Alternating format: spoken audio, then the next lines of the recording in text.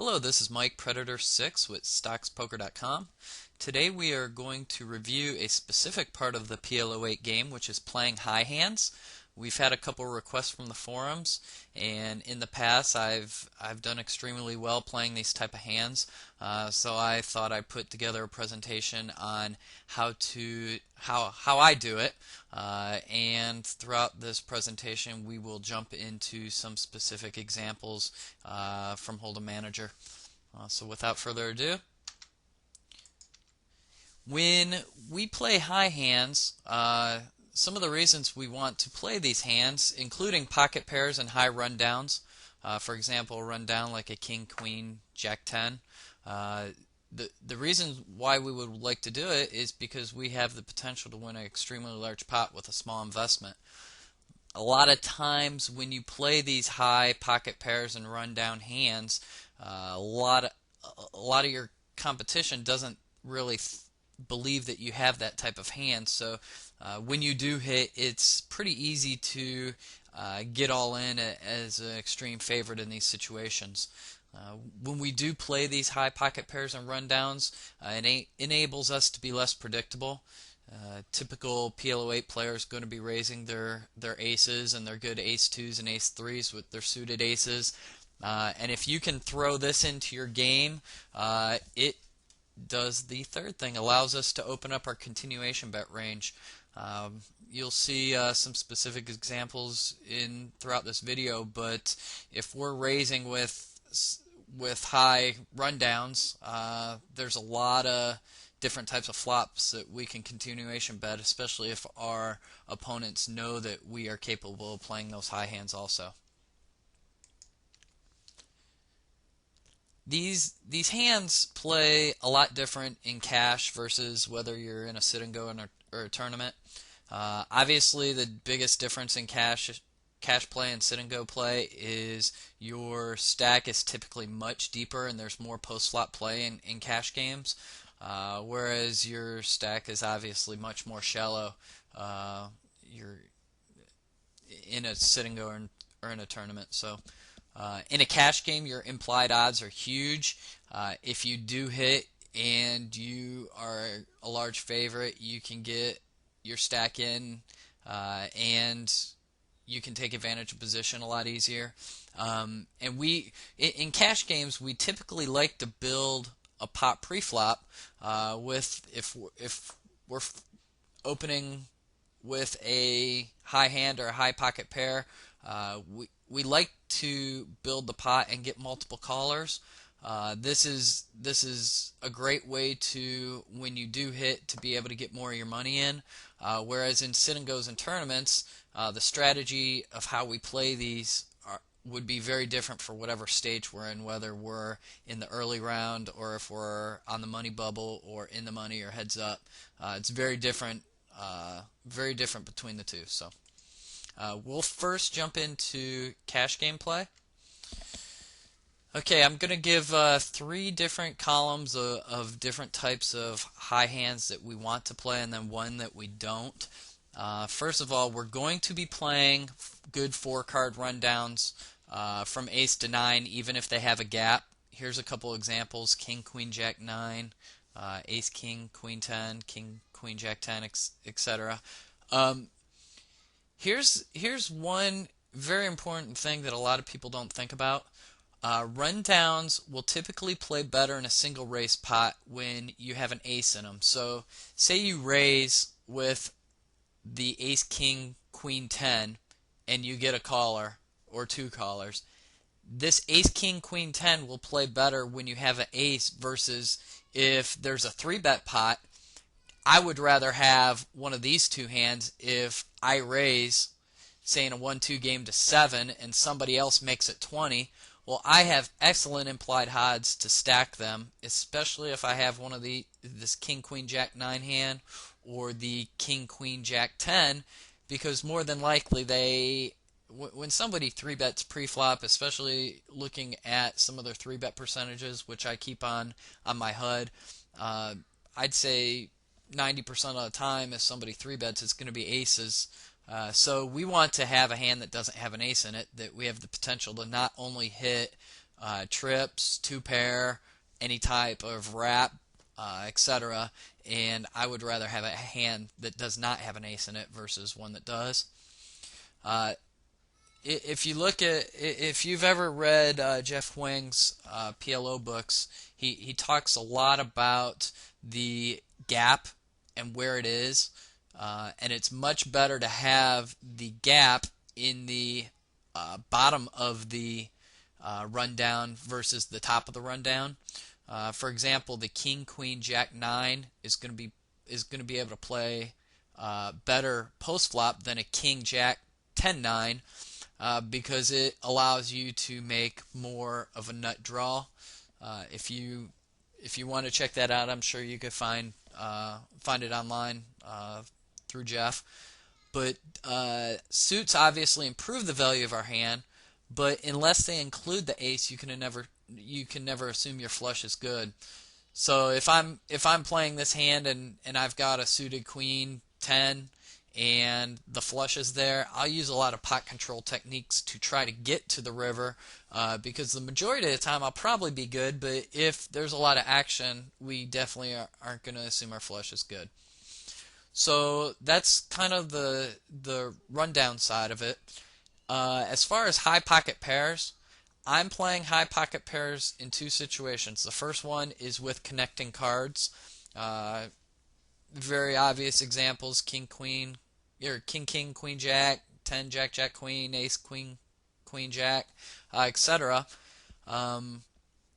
This allows you not to only hit your set, but you have a couple other combinations that you can hit when you play this type of hand.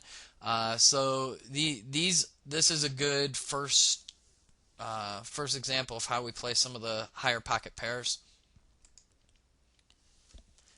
The next example is high pocket pairs with a pair of wheel cards. So we're going to play our King 2-3, King 2-4, any Ace 2 with a high pocket pair, Ace 3 with a high pocket pair is good to play. Your queens and jacks with a 2-3, maybe consider your queens with a 2-4. Your suits help slightly in this situation. Once again, we're not going to think that it's the nuts if we hit it, but it also is good to have. And you can throw in some other random wheel combinations. You can throw in your Ace 4s with your kings and queens, or even your 2-4s. I've played 2-5s with kings and things like that. But the more further away from the nut low that you have, obviously the worse off. But it does give you some potential. Should an ace come and you're playing your kings, you still have the potential to get the nut low or the wheel when your high ends up getting beat. And I've got about 10,000 hands with all the high pocket pairs in my database. So King King XX, Queen Queen XX, Jack Jack XX, etc. And extremely profitable with kings, very profitable with queens. But once you hit jacks and down, it's break even, and it's negative with any lower pocket pair. So what that kind of tells me is jacks is about the line that doesn't become profitable to play with my style. Now, some other people may play jacks a different way, but the way that I play them, which we'll go over in the next couple slides, it's not profitable to play with my style.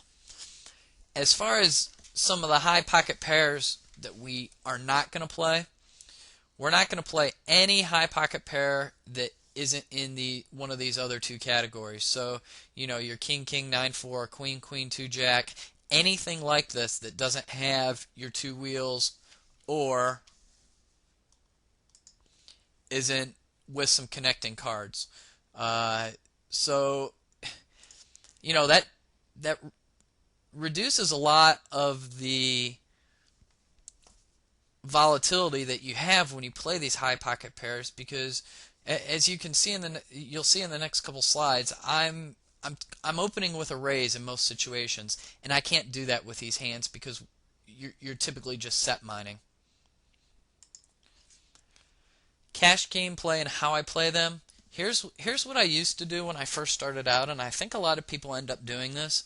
With any of the cards in any of those four categories with your rundown hands or your high pocket pairs, even with connected cards or wheel cards, or even in I used to do this with the King King 9-4 and the Queen Jack 2 hands, and I used to try to limp and hope to hit a set on the flop. Now the problem with that is, first of all, it's very unlikely that if you just play to hit a set, you're not going to do it that often. Obviously, it's what, 1 out of 7.5 times. But when you do hit a set and you limp into the pot, say you get a couple limpers on a 1-2 game and the pot's $8, you bet, and people with random flush draws are going to come along. People with backdoor flush draws with the nut low are going to be there, and you just by the time the villain can use pot control techniques and catch up with you by the river. So what the thing is, when you have these type of hands and you hit, you want to get in for stacks as quickly as possible, because the majority of the time you're going to be a favorite. I have learned throughout my experience to raise with these type of hands, and I only do it with the ones in the playable column. So your rundowns, as well as your pocket pairs with connectors, as well as your pocket pairs with wheel cards. I'm opening for a raise in these situations. Why do I want to do that? I've learned that we really, really, really want to build the pot pre-flop. And we'd love to have multiple callers. So say in a 1-2 game we raise to 7 and we get 4 callers. That's wonderful. We've got with the blinds in there, we've got like almost a $30 pot. When we hit our hand, we're going to be able to get our stack in really easily. When we hit a hand or have a wrap, it's unexpected. We get our stack in more easily, and we're a very strong favorite in most situations. The thing is, people don't expect us to have that either. So, if they have an overpair or, with, any type of a decent flush draw, we're still going to be a favorite. And we'll be able to easily get our stack in. Another thing, when you miss a flop, it's easy to represent that you hit, because most PLO8 raising hands would hit. So say if a flop comes out, 3, 4, 10, and you're playing your King, King, Queen 10, I'm going to continuation bet a lot of times in that situation, because if I raise pre-flop, it's very believable that I hit that type of flop. And if you bet and someone calls, you can pretty much narrow their range down to that low draw. Even if they have, a low draw, say they had ace 2-3 on a 4-5, they'll probably raise you there. But if they just have like ace 2 with a pair or something, they'll probably end up just calling there. So if a jack or some other random high card comes on the turn, you can make another play at them, knowing that they're most likely on a low draw.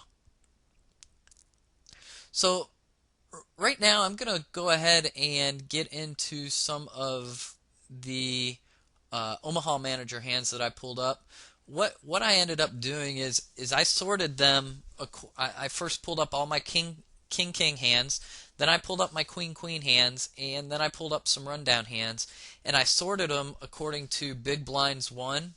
And I pulled up a couple different examples of some of the ones that I won extremely large pots in, and then I sorted it by big blinds lost, and I pulled up some of the examples that I lost large pots in, just to kind of show you that it does happen where you're going to get in as a favorite in these situations, and you're going to win most of them, but you do end up losing some, and sometimes you'll see a couple situations where there are some obvious coolers that can't be avoided post-flop. So now we're in Hold'em Manager, and I will go ahead and review my HUD really quick for everyone, and if you haven't seen any of my previous videos. My top line, I have VPIP, pre-flop raise percentage, called pre-flop raise percentage, and their 3-bet percentage. This bottom line, I have their flop continuation bet, their fold to continuation bet, the amount of hands I have on them, and whether they're positive or negative, total dollars won or lost. So it, this first hand, let's go ahead and do it play by play throughout these hands. I'm going to be raising here with this hand. I am going to be in position, and I raised to $7. I raised pot. In most situations, I'll be raising pot. Unless somebody has already bet in front of us, I may just do like a sweetener type thing. So we raise to 7. We get a caller, which is expected. He's calling 57% of the time somebody raises. And then we have a 3-bet from Sexy Sabrina, who 3-bets 2.4% of the time. We automatically put them on aces, especially doing this from the big blind out of position. 99% of the time, this person would have aces in this situation. So what we'd have to do, we'd have to call $21, and if we hit anything, 2-pair or a wrap or a straight or even a set, any of that type of stuff, we're going to be able to stack her because she's not going to be able to get away from it most likely. So we are definitely calling 21 for the potential to win the 177, and who knows what this guy will do. He ends up calling, so we have $84 in on the flop, and the under the gun raiser checks. I'm sorry, well the small blind caller checks. And we have an $84 bet by what's most likely ace-ace, even if they had a low with their ace-ace. The only hand we're really gonna be behind is a ace-ace low with a flush draw. And as you can see, even against both of these hands together, we're still 50%. Well, I'll take 50% in a three-way pot anytime, but so you can see they have a lot of the matching cards that they would need, but if one person had an ace 3 with a flush draw, you're still going to be a slight favorite. But against both of these players, with the ace 3, 5, 6, well, no, neither of them have a flush draw, but we're still 50% in that situation. So I went ahead and popped it in this situation and got the caller from the ace 3-5, obviously, who's looking to check raise for their stack. Sabrina calls, and we end up winning a pot. On the turn, we were 65% with the queen that missed. So jump to the next one. I'm raising king, king, queen, jack 100% of the time, especially in a short-handed game.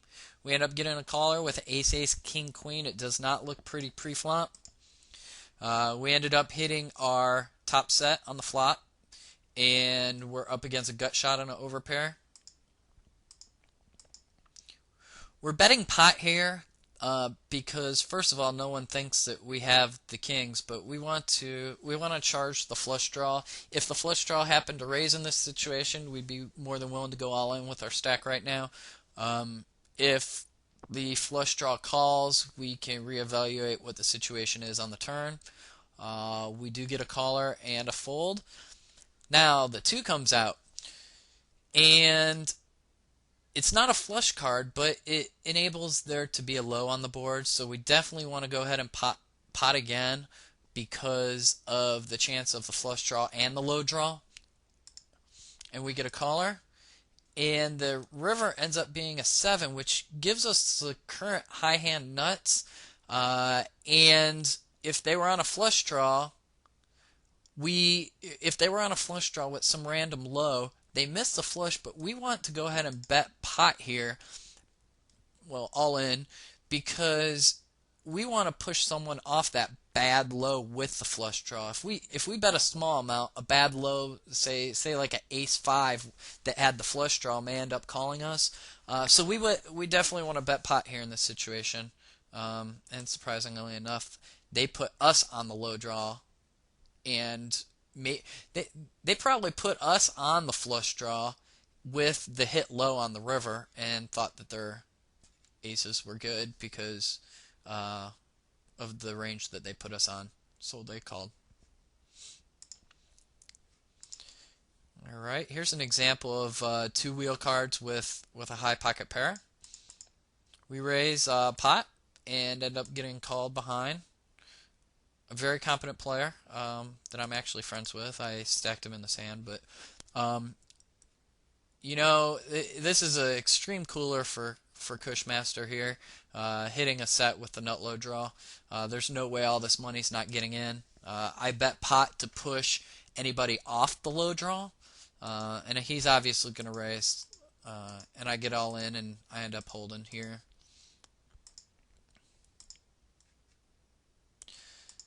Moving on to the next hand, we're raising with this. Okay, we have a 3-better, but his 3-bet percentage is a lot bigger than the last player at 8.3. But we are definitely calling. The only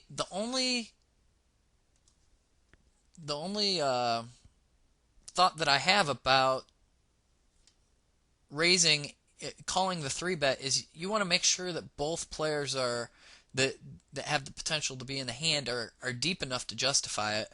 That gives us the much more implied odds for post-flop play, because if he only had $30 or $40 and I need to hit this type of hand to be able to win, and he's only got one pot size bet behind, a lot of times, first of all, if there are a couple short stacks on the table, I may not even raise a hand like this. But definitely when he 3-bets, you have to consider is he deep enough to go ahead and call it. So we go ahead and call here, and we end up hitting top set, and he's not going to be able to get away from it. How sneaky, I just called when he has $42 behind, as if he wasn't going to get it in.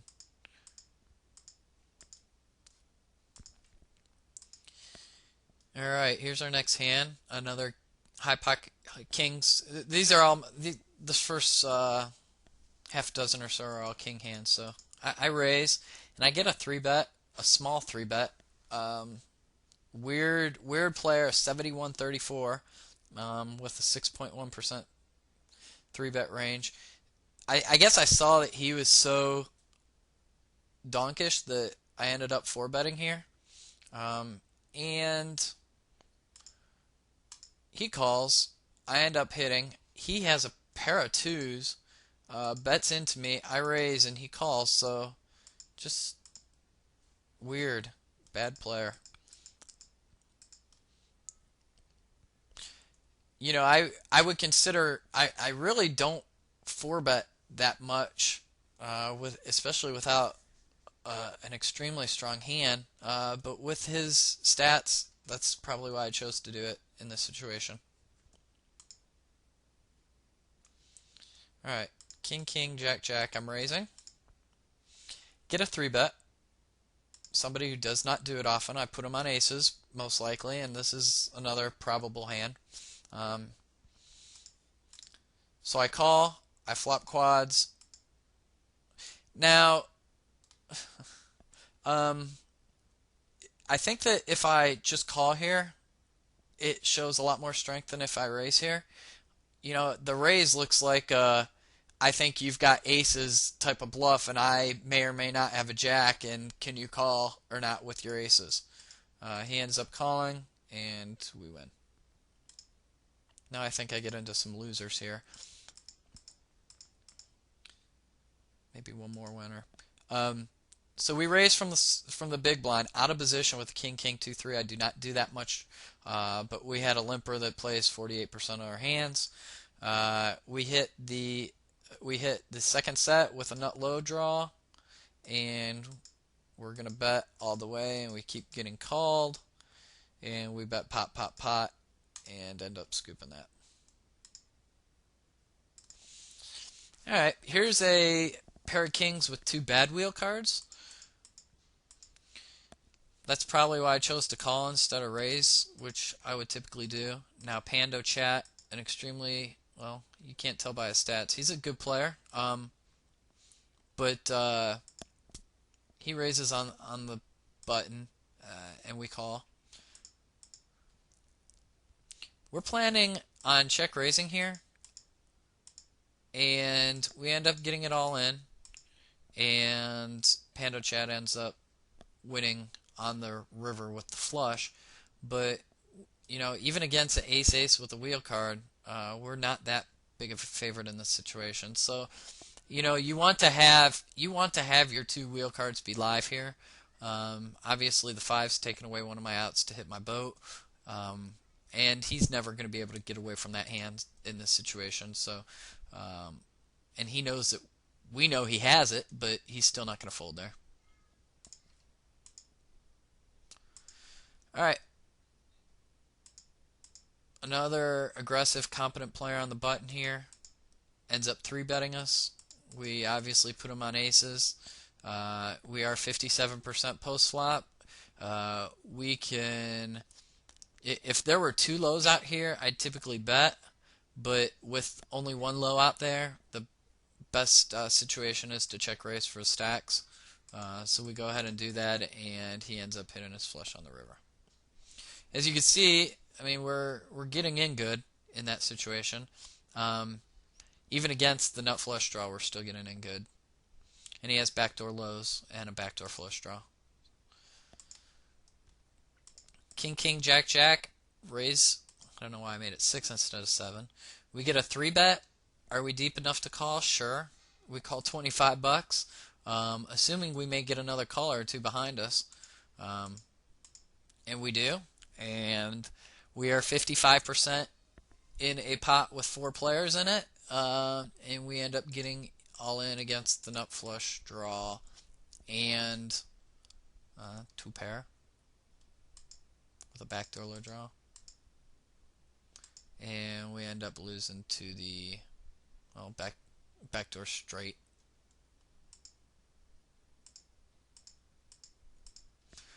But we got in extremely good there too. King, king, queen 10. We're raising. We flop the nuts. No redraws.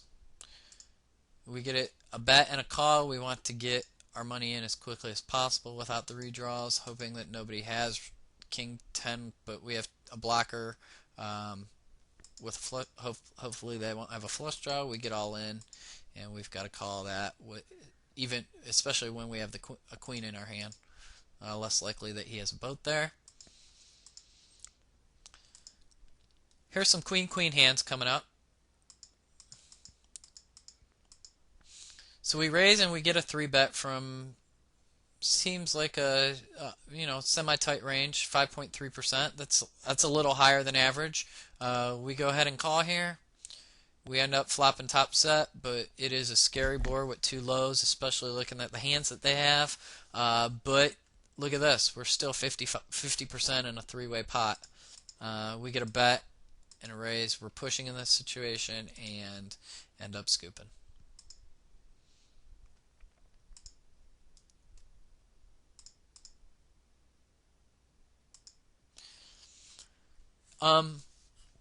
I don't know if it's because it's 510 and at the time it could have been a little higher in my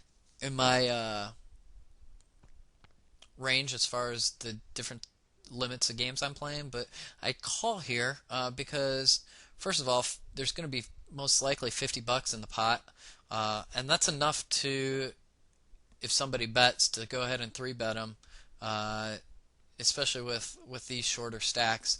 And it may have had nothing to do with how it being 5-10 versus 1-2 or 2-4, but it could have had a lot to do with these stack sizes being so short. Why I just limped here. And we get a raiser, Scott Clements from the big blind. And a lot of callers.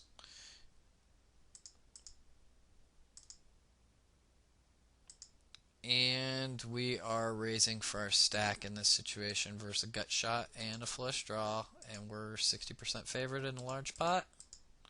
And we end up holding up.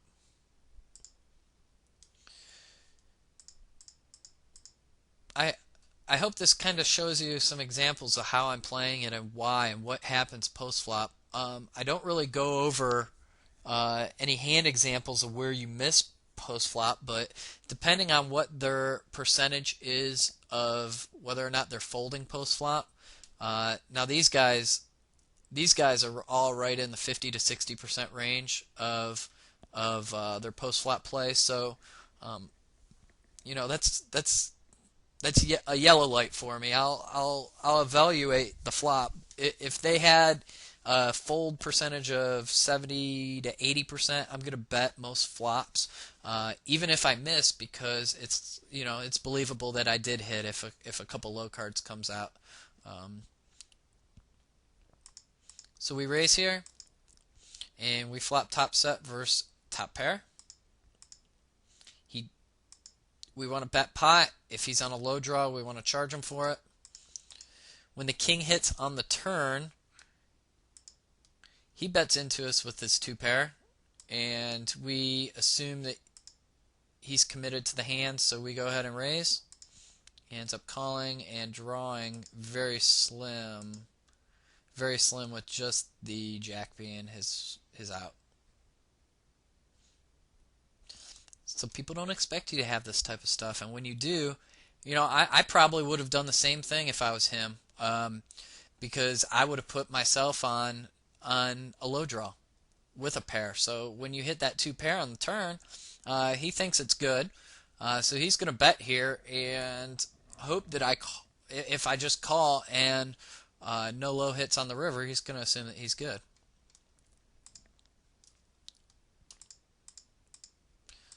We raise, the perfect example of everybody calling. We end up flopping. This is a cooler for this guy. Why he's playing the hand, I'm not sure, but he bets into us. We pot raise because even against an ace 2-3, we're probably going to be flipping a coin versus ace 2-3, but we definitely, you don't want to call and see if it gets there, because you may not. You're going to have a hard decision to play on the turn. If it does, are you going to be able to lay that down? You may as well get in with the best possible situation that he can have, being the ace 2-3 as a coin flip. But if he doesn't have the ace 2-3, say he has an ace 2-5, and he's counterfeitable, and you can get in as a 65 or so % favorite. In this situation, we're getting in as an 80% favorite for stacks.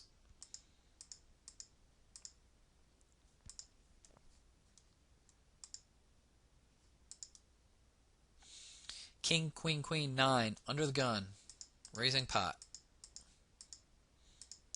We get a caller. He will never expect us to have queens here, ever. And here's the thing: when he bets, I'm going to go ahead and, well, I end up making a small raise. I was going to say I was going to make a little bit larger raise, because if he has a 4, he's never going to expect us to have pocket queens. So if he calls here, I like in this situation to make it a little bit bigger, say about 24 or so. If he calls, we know he has a 4, and we know that we're going to stack him. But he ends up making a min raise, and we're just going to call behind here because he's telling us he has a 4, or he has air, complete air. So we don't want to raise again to push him off it. When the jack comes, he bets, and we're just going to call. We're playing this a little tricky, knowing that we're going to get our stack in, and he never puts us on anything like that, raising from under the gun. Three-handed game. Are we deep enough to call his 3-bet? Yes. His 3-bet percentage, well, I only had 10 hands on him. I don't know if that's at the time or total. I know he's a competent player. I know he's a good player. He plays higher limit, typically. This is, a year old. So we end up hitting 2 pair, and we're going to have to get it in this situation. We're 60% versus a low backdoor low draw and the overpair. And we win.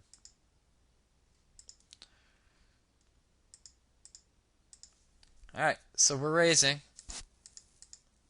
and we get 3-bet from somebody a limp 3-bet from somebody that has a 1.3% 3-bet range. So we're calling, always, and we get another call behind us.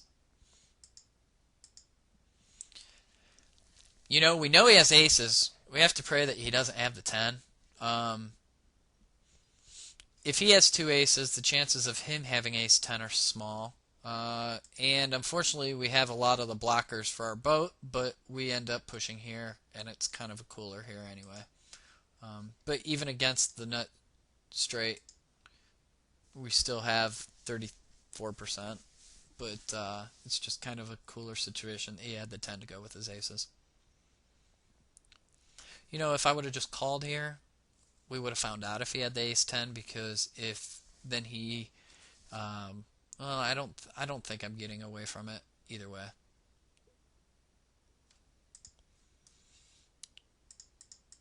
Pot. Beautiful. That's our ideal situation. And we hit top set. We have someone that hit bottom set, and we have a nut flush draw. We're 57% in a three-way pot that most likely is going to get all in.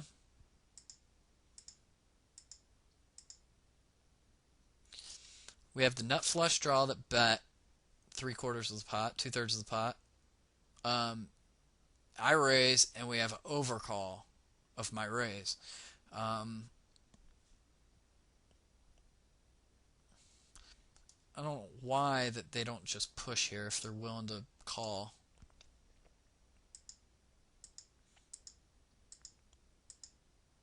And ends up sucking out. But we, on the turn, we were still 70% on a three-way pot. And a lot bigger favorite against the one that had the larger stack that the side pot's going to be against.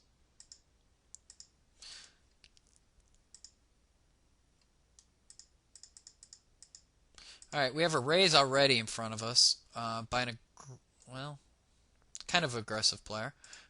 So there, obviously we're not going to be 3-betting this, but we definitely want to call in position with this type of hand. We flop middle set with a block with the top pair blocker. We can assume them to be on a flush draw if anyone wants to come along with us here. We bet pot, and we get a raise with the 4, 5, 6, 7. And we call, and we are going to be a large favorite, even after the, well, they're a favorite after the low card comes on the turn that gives them the wrap and the low draw and the flush draw. But we, that's pretty bad play, in my opinion, for them. Alright, so here's some rundown hands. We're going to be raising a caller and a min 3-bet by someone who has some extremely awkward stats. We're calling here, and we flop a small wrap, and there's a flush draw out there. We get a bet, and we're just gonna call. I was about to say. So, you know, in this situation, the queen helps me. Because if he's just on a flush draw, the queen helps me be ahead even if I don't hit one of my cards. So that may be my philosophy behind raising here. We are only 50% in this situation, but with the $50 in the pot already, I guess I chose to raise for that reason. And we hit our wrap, and they didn't suck out with the flush was their only option.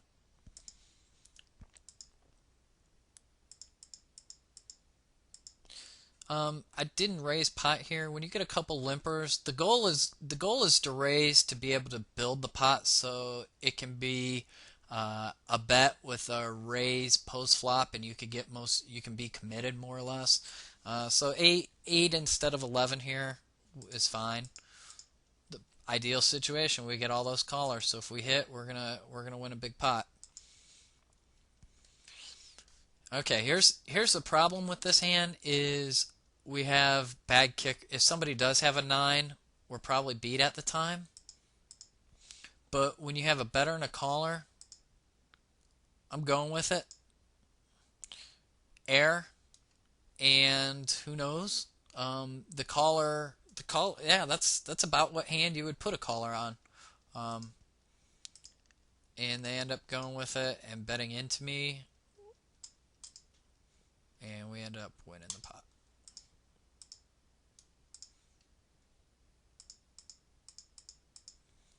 Once again, we raise, not necessarily to pot for some reason. I don't mind doing it to pot in this situation, especially both of us being somewhat deep. We've got a short stack in the big blind, which A lot of times I may not raise in this situation, knowing that if he 3-bets me, I'll be silly not to call. But we just get a call. And we flop the nut flush draw. Good wrap. And we raise, and amazingly, against his 2-pair, we're not that big of a favorite. We're only 60-40. And now he's drawing for his boat.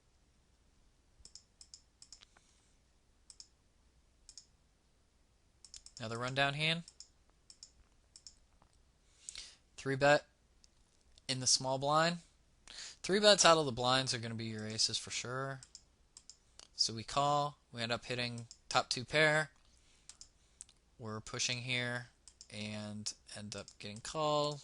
And we're going to be an extremely large favor. Well, we're only 57%. 57%. They're counting their backdoor low gives them some equity also there. Alright, when somebody raises, we just need to call behind, especially in position. We don't need to 3-bet, and we flop something that no one will expect us to have. We're going to raise him here in case he does have, if he does have a 10, we've got your 3 overs to get a boat, and most likely, our ace is going to be good in this situation.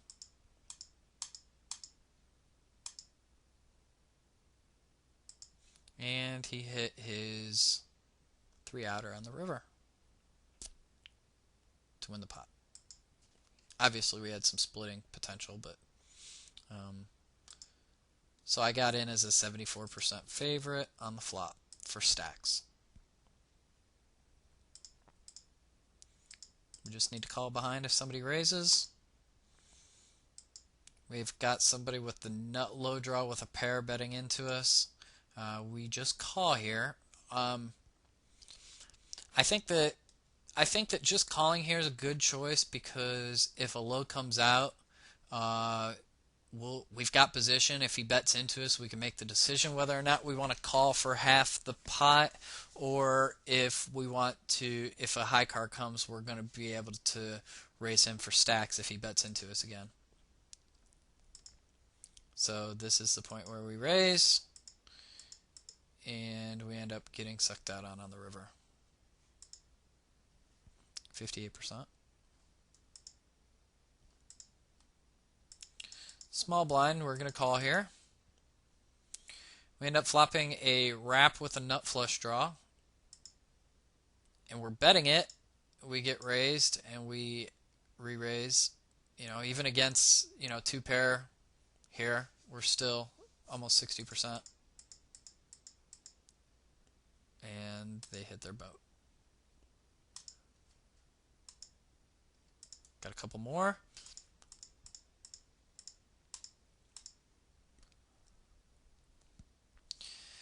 So we flopped our king. We get a $6 bet here. We make it 12, and he calls. And that kind of it kind of tells me probably has a king, but he's going to maybe wait until he boats up to go after us. Unfortunately, we're playing this hand out of position. The 5 hits on the turn. I chose to bet here because if he didn't boat up, we've got the flush draw, we've got a king with a jack kicker, and if he's more than likely on a low draw. So this may not have been the best bet in this situation. He ends up going all in, and we end up losing the hand. Should I have just check called on that turn, whatever he ended up betting, I may be able to get away from this on the river. Assuming that he probably has a low and he may have the 8, say he had ace x king and the x was a low. If I was thinking about that, Outlaws kind of was my nemesis at this time in March of 09. So there were a lot of situations like this where we'd play aggressive at each other. So um, hope you kind of see from example of how some of these hands play out, and why the logic behind making that pre-flop raise with this type of hand is much better than limping, because you when you limp with these type of hands, you're gonna open it up to people, you know getting there by the river, and end up beating you. Where when you raise pre-flop and build that pot, uh, they don't really have the situation to be able to just call and see what happens on the next street. So the one thing I'd like to go over here is how I play them in sit and goes and tournaments, uh, especially sit and go play, and how to play them. And uh, we're gonna assume turbo sit and goes, since that's what 90% of the PL08 sit and goes are. In early stages of these, we are going to limp and hope to hit a monster, and that's with any. I'm in early stages. I'm limping with even my good ace hands. I'm limping with low cards. I'm limping with these high hands. Um, ace 2 3 X. I'm limping with. That's just what I do. Weak tight and sit and goes, and we're going to continue doing that with these high hands and hope to hit a monster with these. The middle stages are the toughest ones with these hands, because if you're playing with 2,000 chips and the blinds are 75 150, you're kind of in that spot where if you raise, I'm typically never going to raise with a hand that I wouldn't be able to go all in with. So if I'm raising to 450 with a king queen jack 10 and someone re-raises, I have bad equity against a hand that would re-raise in that situation.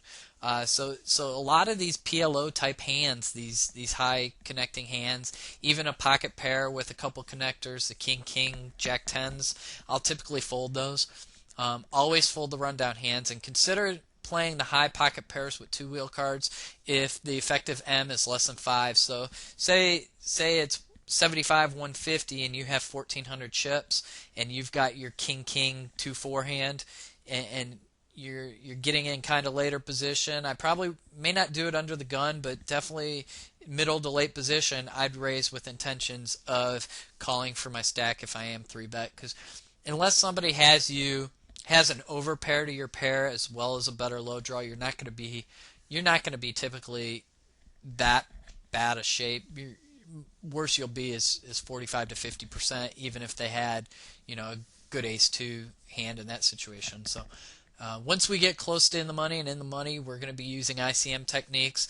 The cards don't matter that much in this situation. It's gonna be all relative to where the chips are at the table, whether or not I'm playing these type of hands. And it really, it. Yeah, I say cards don't matter, but refer to my sit and go videos if you want to kind of see ICM techniques when you get close to the bubble and in the money. And once your head's up, typically the blinds are at least 2 4 or 3 6. You make unless you're about even stacked, you should raise with all these hands. If you have both about 6,000 and the blinds aren't all the way up there yet, you may want to consider limping with this type of hand, especially in position. And if he raises you, you're still going to be able to call and hope to hit the flop. But when someone has even a slight chip lead and the blinds are 300, 600, you raise to 1,800, you're going to have the odds to call any 3-bet he makes, and it's going to be the right decision. So that's pretty much how I play my high hands. And I've posted on one of the forum threads, I've posted my results from Omaha Manager on my high hands and cash games. They're extremely profitable if you play them right, and in my opinion, this is right. This is how I do it, and I wish you luck, and feel free to ask any questions on the forum in this video's thread, and PM me if you need anything specific. Thank you.